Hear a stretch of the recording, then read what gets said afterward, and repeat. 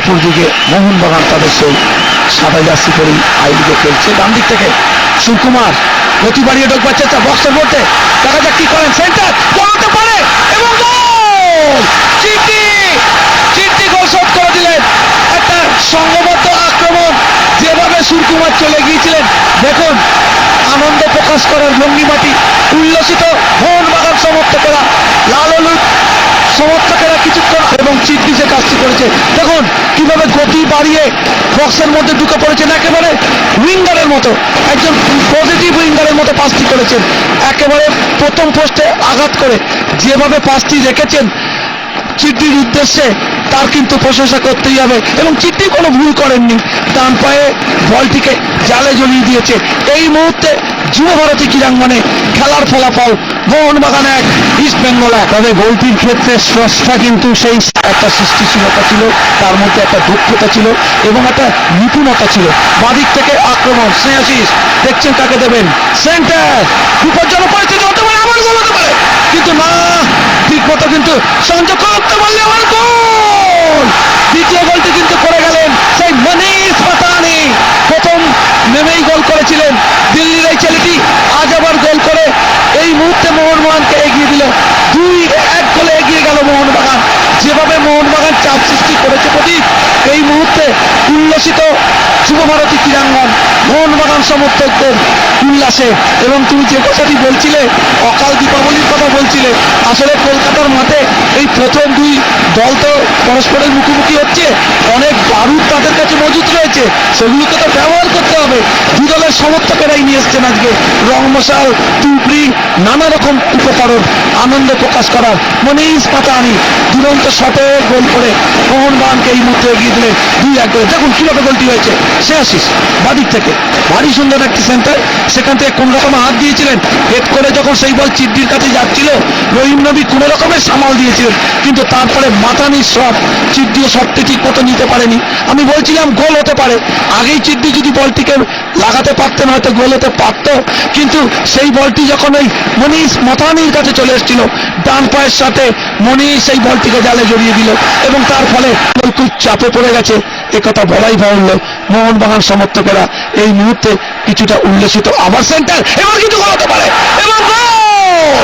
সেই চিঠি আগেই বলছিলাম গোল হতে পারে, যে জায়গায় বলটি পেয়েছিলেন চিঠি দেখে শুনে হেড করেছেন, পোস্টে লেগে বল চলে গেল জালের মধ্যে, মোহনবাগান এগিয়ে গেল আজকের এই গুরুত্বপূর্ণ ম্যাচে 3-1 গোলে।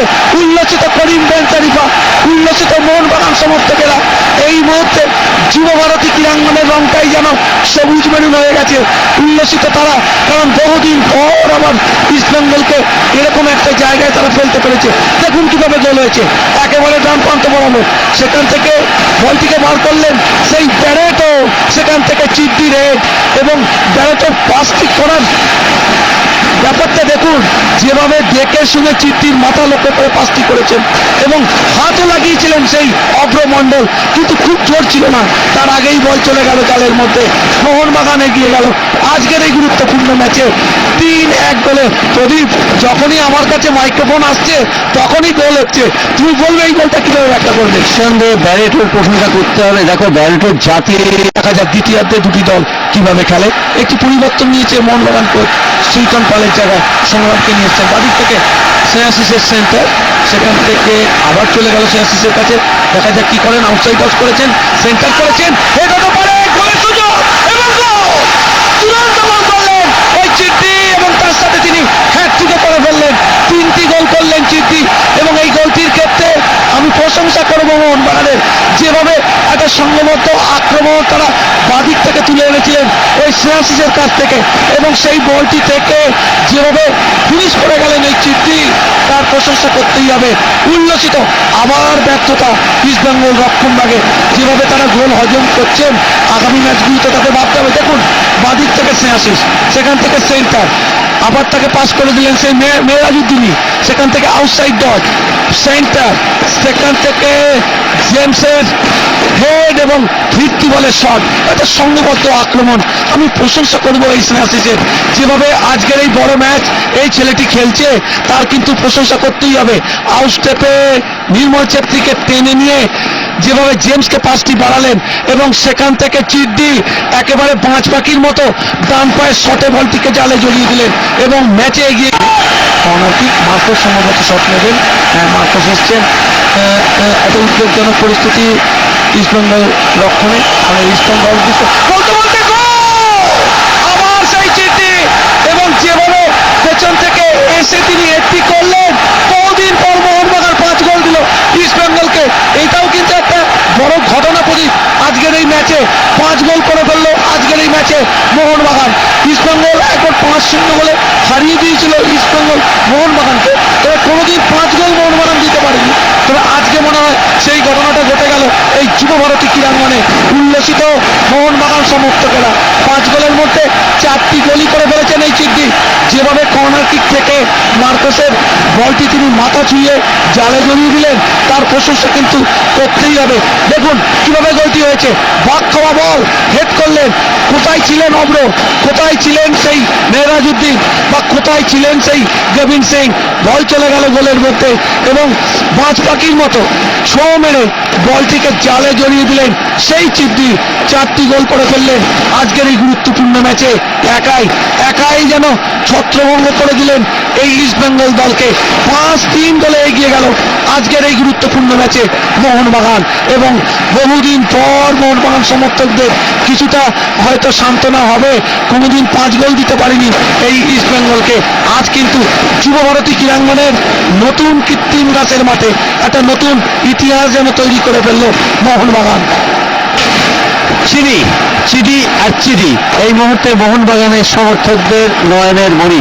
দেখতে পাচ্ছেন আলোর ফোয়ারা, বাজির ফোয়ারা, তারই মধ্যে আনন্দের হিল্লোলে মত্ত মোহনবাগান সমর্থক। বলতে বলতে আজকের ব্যাপারই লম্বা বাঁশি বাজিয়ে জানিয়ে দিলেন আজকের এই গুরুত্বপূর্ণ ম্যাচ শেষ হয়ে গেল। মোহনবাগান 5-3 গোলে হারিয়ে দিল সুভাষ ভৌমিকে ইস্টবেঙ্গলকে। যুব ভারতী ক্রীড়াঙ্গনে এই মুহূর্তে মোহনবাগানের জয়ডঙ্কা দেখতে পাওয়া যাচ্ছে। চিডি আজকের ম্যাচের নায়ক, ম্যান অফ দ্য ম্যাচ। তিনি 4টি গোল করেছেন, যার ফলে 5-3 গোলে হারিয়ে দিল ইস্টবেঙ্গলকে। চিরপ্রতিদ্বন্দ্বী ইস্টবেঙ্গলকে হারিয়ে দিল মোহনবাগান। সত্যি মোহনবাগান সমর্থকরা এই মুহূর্তে আশা পূরণের আনন্দে বিহ্বল। তারা এই মুহূর্তে একেবারে আনন্দে মশগুল। অপরদিকে আশা ভঙ্গের জন্য এই মুহূর্তে ইস্টবেঙ্গল সমর্থকরা যথেষ্ট বিমর্ষ। দেখতে পাচ্ছেন গ্যালারির ছবিটা। তবে ডার্বি ম্যাচকে কেন্দ্র করে যে ধরনের উৎসাহ উন্মাদনা ছিল তা কিন্তু সত্যি দেখবার মতো। তরঙ্গায়িত প্রাণস্পন্দন আজকে যুব ভারতী ক্রীড়াঙ্গনকে গ্রাস করেছিল। এদিকে চিডি, যে কথা বলছিলাম, ম্যান অফ দ্য ম্যাচ চিডিকে ঘিরে তাদের উচ্ছ্বাস দেখা যাচ্ছে। 5-3 গোলে মোহনবাগান হারিয়ে দিল ইস্টবেঙ্গলকে। অর্থাৎ মোহনবাগান তারা চতুর্থ ম্যাচে তাদের দ্বিতীয় জয় নিয়ে 6 পয়েন্টে চলে গেল। এক লাফে কিন্তু তারা চার্চিল ব্রাদার্সের সঙ্গে একই জায়গায় চলে গেল। অর্থাৎ দেখো, একটা ম্যাচের জয় কিন্তু 3 ভাগ তুলে দিতে পারে। সবচাইতে বড় ব্যাপার, মোহনবাগান 5 গোল করেছে, এটাই হচ্ছে আজকে সবচাইতে বড় কথা।